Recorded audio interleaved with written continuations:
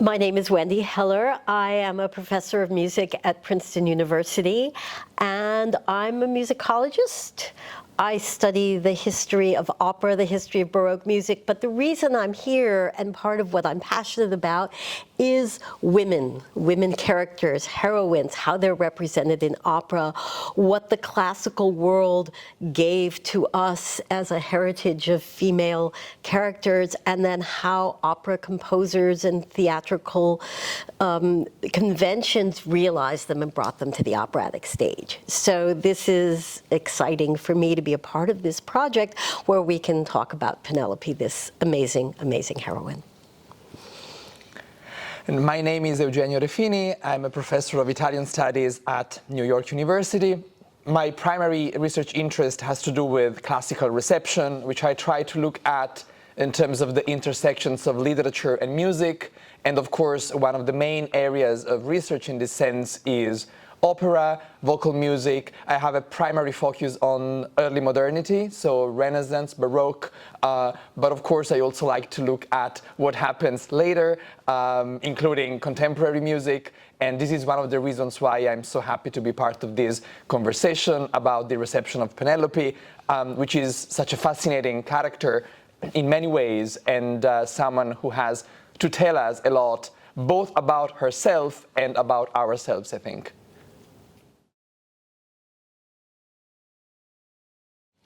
This is a very good question to start with. So who is Penelope and who is she for us, right? I think for me, I first knew her in the Odyssey, but then absolutely the Penelope par excellence for me was the heroine of Monteverdi's Il ritorno di Ulysses in Patria, where she has a very specific kind of calm, pensive, patient, suffering, bit depressive, and has a very certain way of dealing with the world and with music and a certain kind of voice. So for me, that was sort of where, that's my sort of ground zero. As a Venetian opera scholar, I mean, how could I not spend all this time with her? So I tend to see all the other Penelopes in relation to that moment where she is at the very beginning of the opera,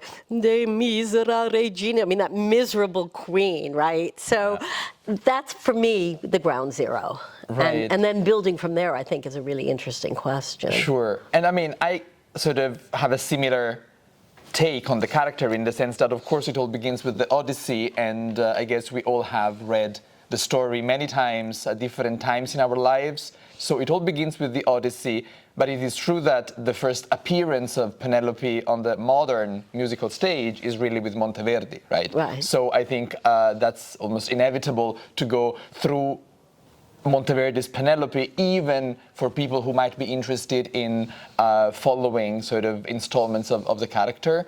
I think what has always interested me a lot about Penelope is this idea of loneliness, which is part of her character, and of course that is something which is already very important in Homer.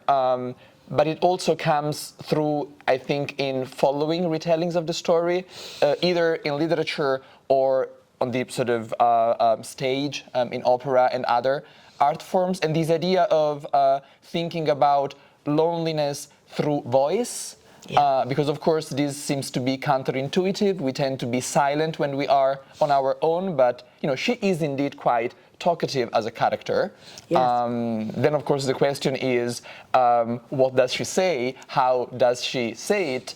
And how her voice has been resonating over the centuries, right? And that's the other side of my interest in this quite enigmatic character. I think she's more enigmatic than other classical heroines.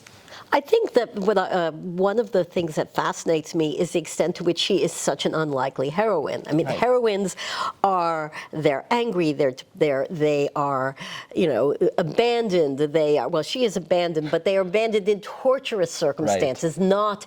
not left in their home. They are suffering. They, you know, Andromeda is tied up. I mean, all these horrible things. You know, Alcestis goes to the underworld for. I mean, women go through all these things, and Penelope sits home and waits for 20 years. So if you're thinking, I want to write a drama, Yes. I want to write a really exciting drama. You don't say, I'm going to pick a woman who sits home and waits for 20 years. Yes. That is not the first thing you're going to do.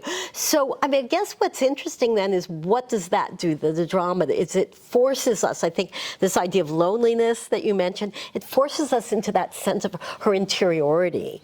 We get to know more about who she is inside somehow because, you know, she reacts to the women around her. She reacts to the suitors. She really reacts to Telemachus, you know, she goes upstairs, go upstairs and cry, and she goes upstairs and cries, you know. I mean, but it's not, there's not the kind of arc that you're going to see with a Dido or an Ariadne. You're right. And so how do we bring out that drama, or how have composers and librettists and, you know, done that, I think ends up being a really this exciting is a fantastic question. point, I think, because really she doesn't, I mean, I don't want to underestimate the importance of what she does, but when compared to other characters, she's certainly less active in a visible way. I mean, what is interesting is that we normally get to talk about Penelope at the very end of the story when Odysseus comes back, right? We always have this idea of the return of Ulysses in Monteverdi's kind of sense, but also in other retellings of the story. So we do see her in action at the very end of this long narrative arc, but, you know, she's been there for 20 years, right? And she's been sort of doing nothing in a way for 20 years. I mean, she's been waiting, and of course that's part of her heroism, if you will. That's really part of the strength of the character, being there, waiting for her husband to come back, and coming up with ideas to cope with this difficult situation she's getting into. But she's certainly less active than others. So everything ends up being the tension between the suitors, or the tension with, you know, in Monteverdi, there's that wonderful moment in the very beginning when Melanto is urging her to give in to love, and she's like, no, I won't love, no. And it's very stark music. But it's also really beautiful. I mean, even the way that Monteverdi contrives for her to say, no, I won't love, is extraordinarily beautiful. And so it becomes, I think, this kind of, maybe it's drawing more detail on a smaller plane rather than these very gigantic moves of, you know, threatening, you know, suicidal ideation. I mean, she doesn't threaten to kill herself. She doesn't get that big. It's everything is a little more restrained. But maybe that's part of the whole chastity thing too, because that's the other point, right? Was that Penelope is this emblem of chastity. Yeah.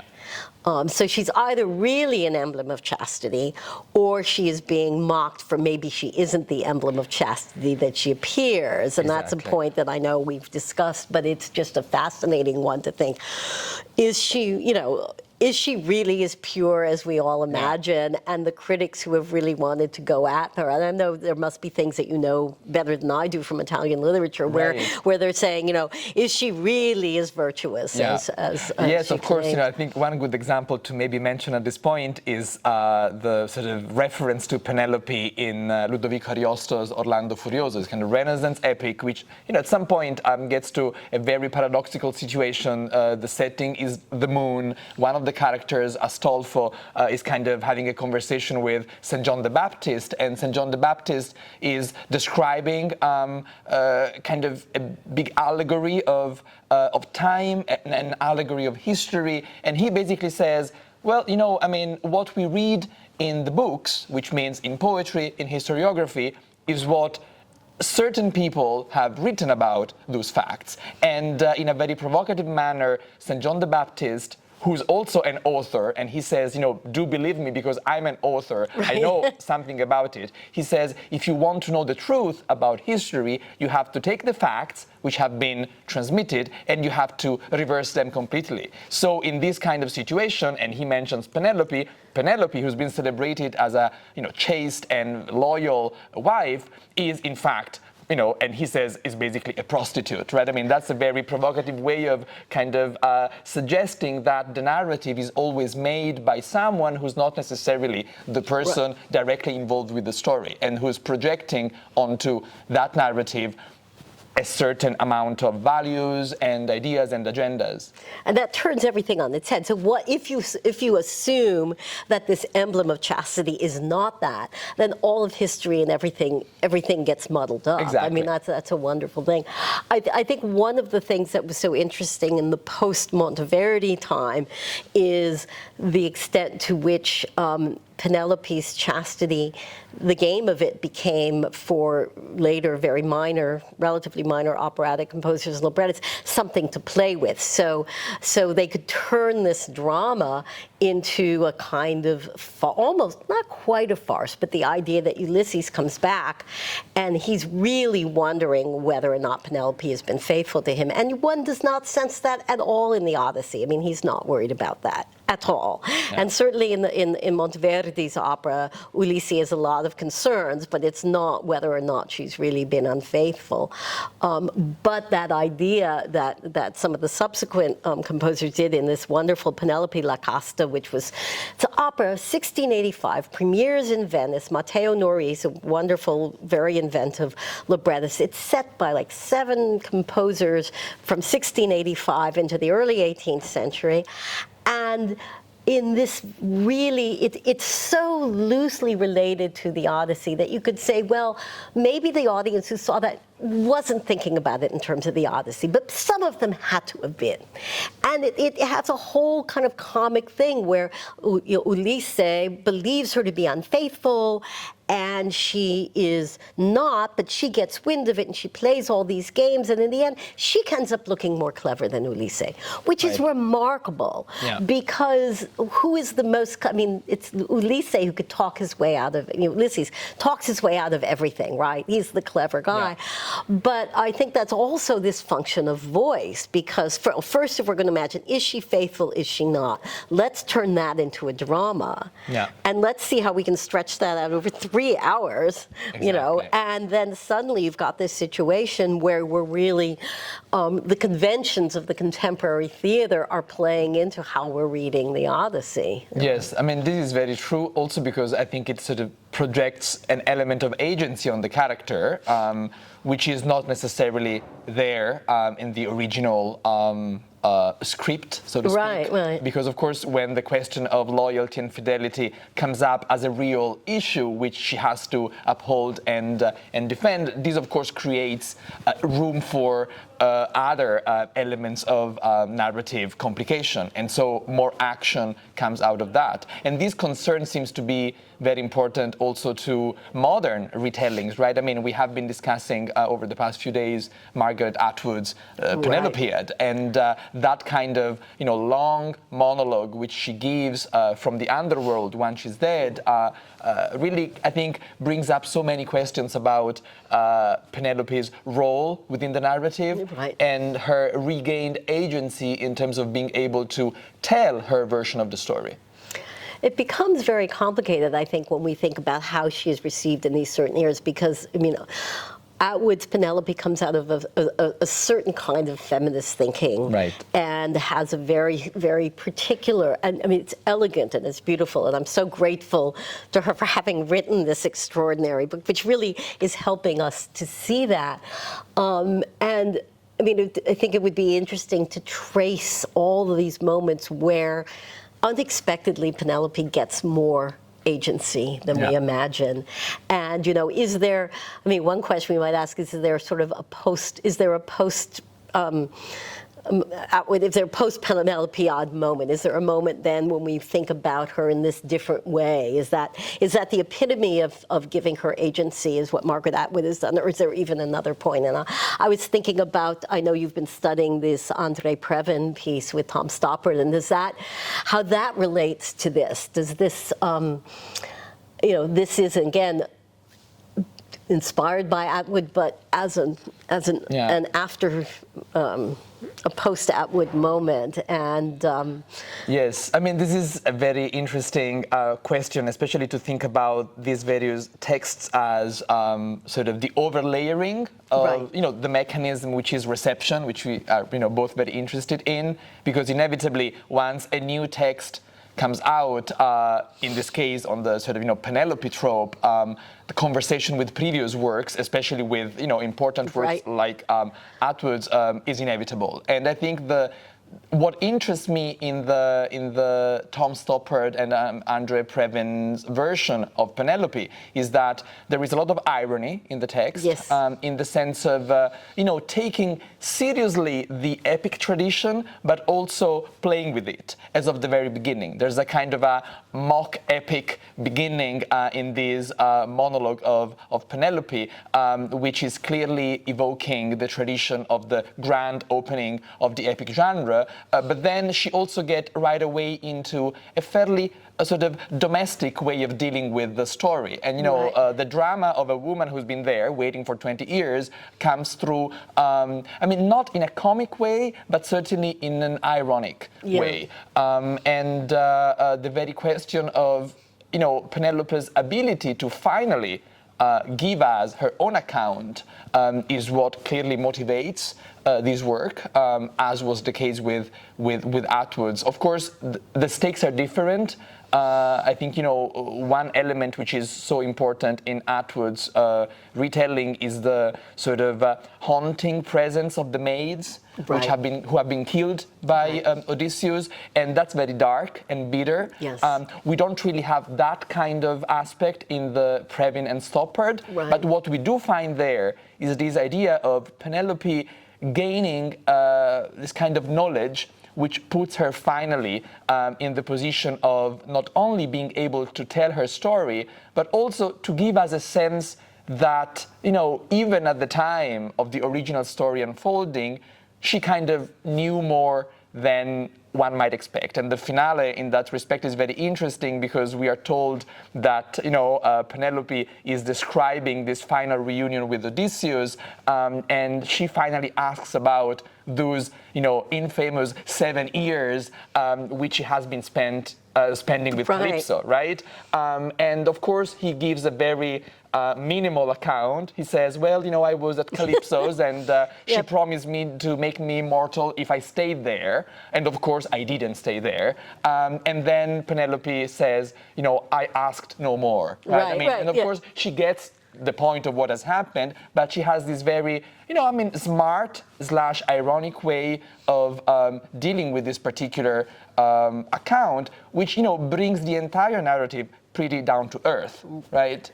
It also makes me wonder whether Stoppard is thinking at all of Ovid's Penelope, because I think she has a very interesting role to play in all of this, because certainly she was well known, the letter from the Heroides, the very first one, and that is a really different Penelope. Yes. There is no real lament for Penelope in the Odyssey per se. There are plenty of times she's upstairs crying, but there isn't a long speech. The way you think about, you turn, the Aeneid into a play or an opera, and you've got lots of Dido laments. That yes, of course, the ones in Percival or in Cavalli are not the same, but nonetheless, they're there. But so there is no Penelope lament in the Odyssey per se, although there's a fact of her lamenting. But what we do have is the first one in Heroides, where she is kind of, she knows all kinds of things. She kind of has a clue about Calypso. She's got knowledge that she couldn't possibly have. Yeah. And that's what Ovid does so brilliantly, is giving his women somehow knowledge of like things that they couldn't possibly know. Yeah. And maybe Stoppard isn't thinking about this, but it does remind me that there is this kind of other strand that runs through it, and that for a lot of viewers in theater thinking about it, there's the sense of the epic is one model, and then there's these letters which are sort of pseudo-theatrical in their own way, right? Yes. They are mini performances. They could be staged. They could all be staged, and sometimes they're accompanied with engravings and things that really heighten their theatricality. Right. And so those are our sources, and then we're starting to say, what happens when we put this thing on the stage? Yeah. What happens when we take something out of an epic, which has like no, really long boundary, it Yes, goes sure. by nature, and then put it into 2 acts, or put it into 3 acts, or put it into 30 minutes, and how we're going to do that. And that's why I wonder to what extent, in coming up with a different voice for Penelope, when every so often Ovid's Penelope, with her sort of more frenetic, energetic life, is in there, where she's just a little bit, come home now, I want you now. Right. Why are you waiting? It's not, I am waiting. But it's the pace of it is so different. Of course, that's Roman. I mean, it's a different context, and I can't presume to talk about that with a great deal of authority, but I just sense that that's in the background of any Penelope monologue. When I think the Monteverdi is intentionally the opposite. Right.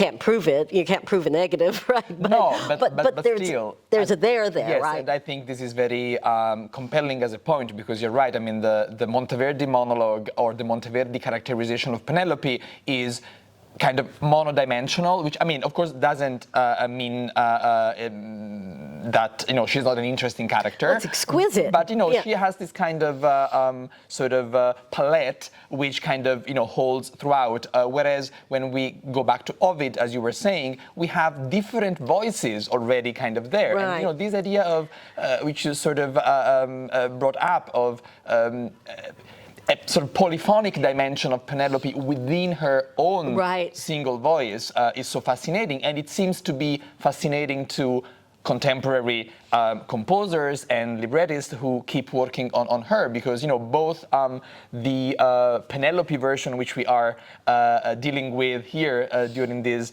days in our workshop, but also the Previn and Stoppard Penelope do showcase this idea of splitting the voice of Penelope. In the case of Previn, we have a singer and an actor, right? So we have two different modes, two different utterances, which, of course, bring the monologue forward, and the idea of splitting the speech of Penelope across a singing voice and a speaking voice is extremely fascinating, because, to my mind, those utterances index different functions, and even if it is hard to come up with precise reason for splitting the two voices, the idea of Penelope going across two parallel tracks, so to speak, is very provocative. And also the question of the voice, of course, brings up the fact that in modern contemporary performances,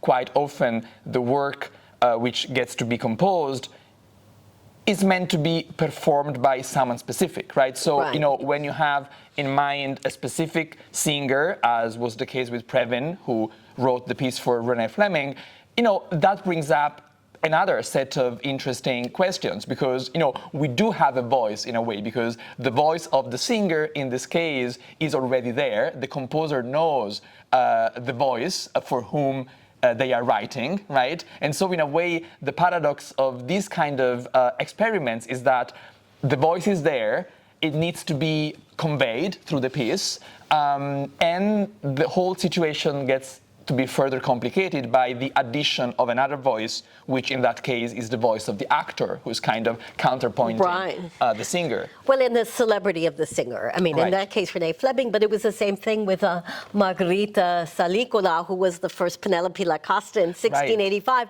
who was so captivated that she was brought back to Dresden by the Elector as a sort of a fake kidnapping was staged, because he was so taken by her performance, and she was so identified with that performance that when the Elector died and she goes back to Italy, she sings in another setting of the same libretto, because that role was identified with her. So there must have been people who saw that, who saw Penelope as Salicola, regardless of of the setting. Right. And so, I mean, the two voices we always think about this in film, but we sometimes tend to forget in opera, the same with Paola, the singer who was the first Penelope, how she was regarded. So often it's a specific singer and a specific role. And even here we have work that is being crafted around us for the abilities of specific singers, which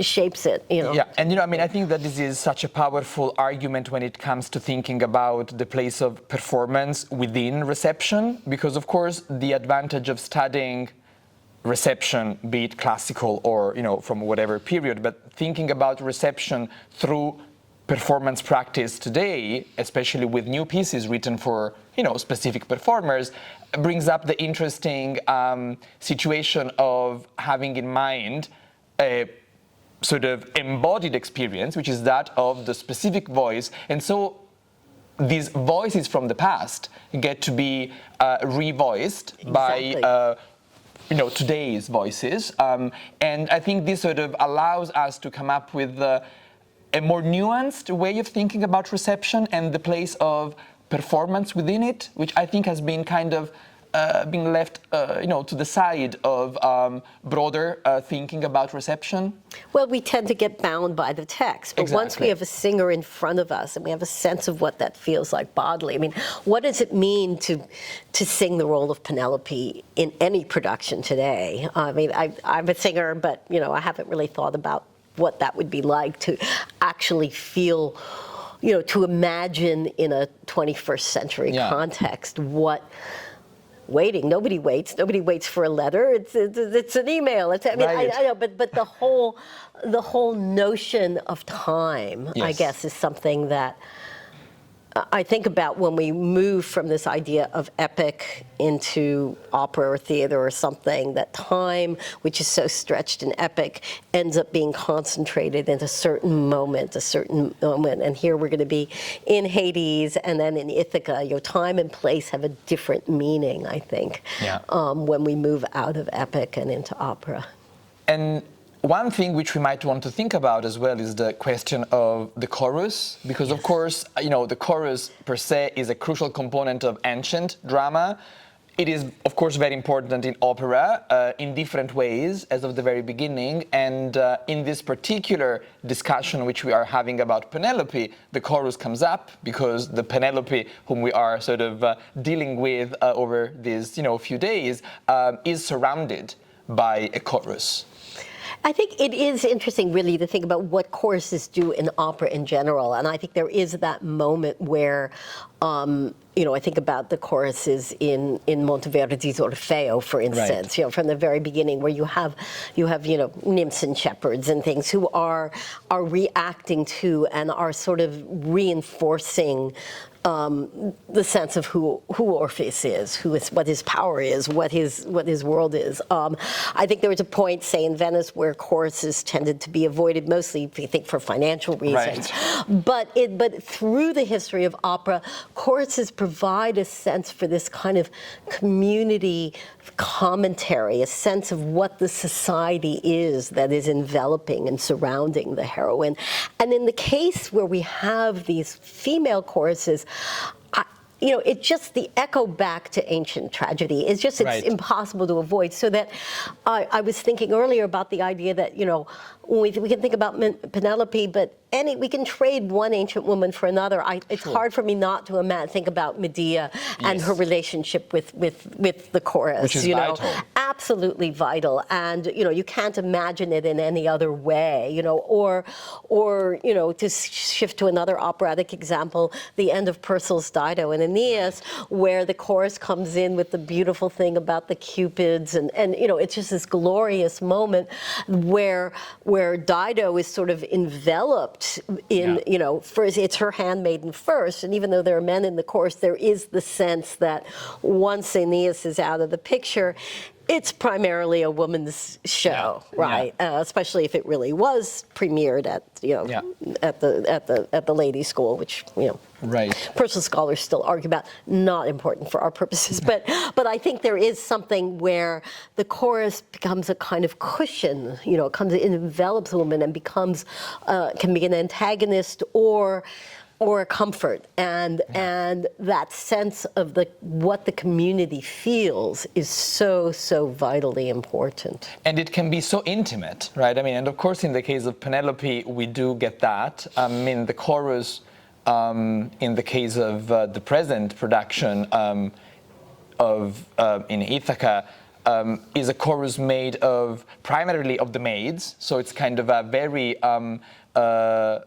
close world, that of the maids who surround Penelope, but we also have the suitors coming in as part of the chorus. And so the chorus, as you were saying, has this ambivalent function, which is that of echoing the feelings of the character, while also mirroring partly the audience, right? I mean, that was partly the function of the chorus yes. in the sort of original whatever original means, sort of ancient drama, the idea of something which is mirroring society and interpreting partly the thoughts of the people. In a way, I think that one could even argue that for the audience, at times, it is even easier to identify with the chorus rather than with the character herself. You know, if you think of Medea, for instance, I guess we can all relate partly to Medea, but it's hard to kind of relate. Point. Exactly, right? Where we go, not so much, right? Whereas the chorus is kind of always hanging in the balance between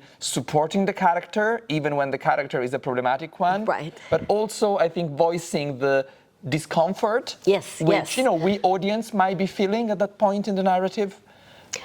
What's so interesting in this case is, you know, genre, the question of happy endings and tragic endings, because, you know, it's very easy to turn this into the story of Penelope into a happy ending. You know, boy meets girl, the boy leaves, the boy comes home, we all live happily ever after. But then there's this problem with, you know, a lot of dead people at the end. And so often in a conventional happy ending opera, the chorus is going, yay, everybody long live at the end. And we're not in that situation here. And I think that adds to, well, I don't know, the poignancy or the tragedy behind the happy ending. And maybe that's something that, you know, in now, when we think about things from our perspective now, we are less comfortable with that, the pretense of the happy ending, and that when we look at it from Penelope's perspective, we know that it's not, you know, that maybe there's marital bliss there, but it's at a very, very high cost. And the chorus, I guess, helps us through to understand that maybe in a way, from a very feminine perspective with the maids. You know. For sure. And perhaps there's also something to be said about the fact that choral works have the power of really challenging the expectations of the audience, in the sense that, and I think, you know, I'm not an expert in choral works, but I'm finding that whenever a new piece is composed and it does involve a chorus, the stakes for the audience might be even higher. I think that's a great point. Because this sense of community, of, you know, kind of a collective voice. I think one of the beautiful things of a chorus is that it's an element of unity made of individuals, but it only works out if they are sort of working together. I mean, as a single body, and that's why the chorus also allows for experimentation in music, because, you know, a chorus may be composed of 3 people, right?